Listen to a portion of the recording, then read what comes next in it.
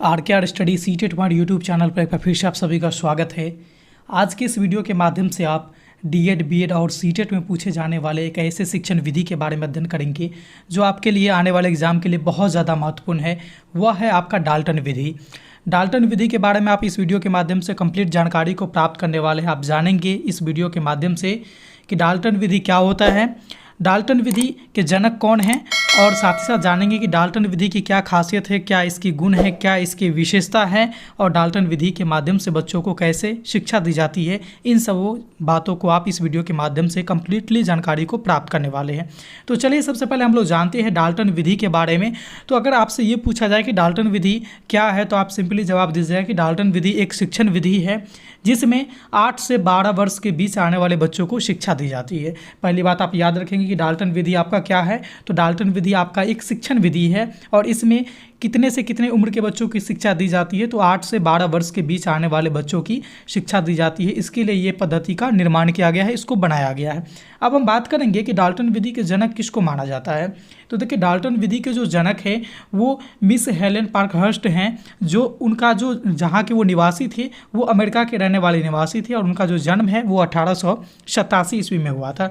तो डाल्टन विधि के जनक कौन थे, इसको आपने देख लिया, और ये कहाँ के रहने वाले थे ये भी जान लिया, और इनका जन्म कब हुआ था इसको भी आपने जान लिया। एक बार रिवीजन कर लीजिए कि डाल्टन विधि के जनक कौन है। तो वह है मिस हेलेन पार्कहर्स्ट हैं, और इनका जो जन्म हुआ था वो अमेरिका में हुआ था, और ये अमेरिका के ही निवासी हैं, और इनका जो जन्म है वह 1887 ईस्वी में हुआ था।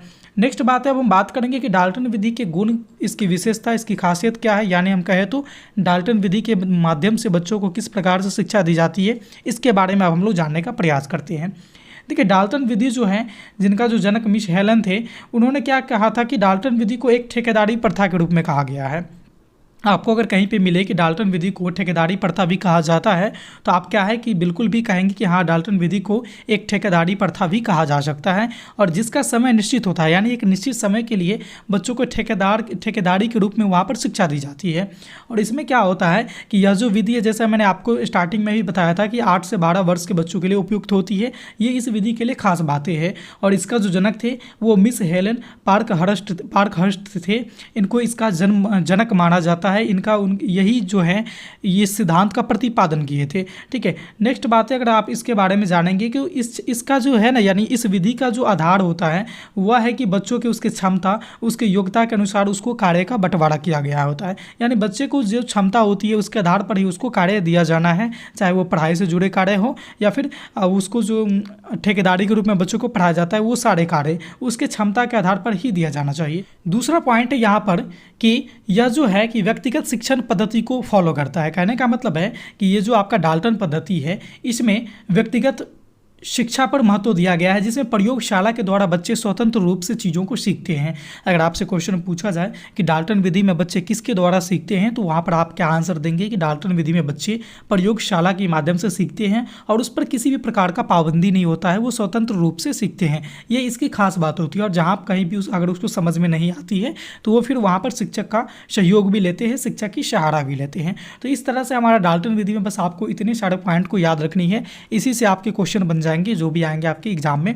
इन सारे बातों को अगर आप याद रखते हैं तो आपका डाल्टन विधि से एक भी क्वेश्चन नहीं जोड़ेंगे। जो मेन पॉइंट था वो मैं आपको इस वीडियो के माध्यम से यहाँ पर क्लियर कर दिया है। हालांकि मैं आपको इससे पहले किंडरगार्टन पद्धति और साथ ही साथ आपको मैं मारिया मॉन्टेसरी का शिक्षण विधि भी बता दिया है। अगर आपने इस चीज़ को अभी तक नहीं जाना है, किंडरगार्टन, मारिया मॉन्टेसरी, इन दोनों पद्धति के बारे में आपने नहीं अध्ययन किया है, तो आप लोग ऊपर आए वाले बटन पर भी क्लिक करके देख सकते हैं, और साथ ही साथ इसका जो लिंक है वो मैं वीडियो के अंत में वहाँ पर दे दूंगा, आप वहाँ से भी क्लिक करके देख सकते हैं। तो इस वीडियो में इतना ही था, फिर मिलते हैं अगले वीडियो में नए टॉपिक के साथ। तब तक के लिए देखते रहिएगा हमारे चैनल आर स्टडी को, और मुझे ऐसा उम्मीद है कि आप सबों को यह टॉपिक अच्छे से समझ में आ गई है। अगर किसी प्रकार की फिर भी अगर समस्या है तो आप लोग कमेंट बॉक्स में जाइए और कमेंट करके मुझे बताइए कि कहाँ पर क्या चीज़ की समस्या है। अगर अच्छी लगी तो वो भी बात है, आप हमें कमेंट के माध्यम से जरूर अपना फीडबैक दीजिएगा। इस वीडियो में इतना ही था, फिर मिलते हैं अगले वीडियो में नए टॉपिक के साथ। तब तक के लिए देखते रहिए हमारे channel are study CTET point को। धन्यवाद।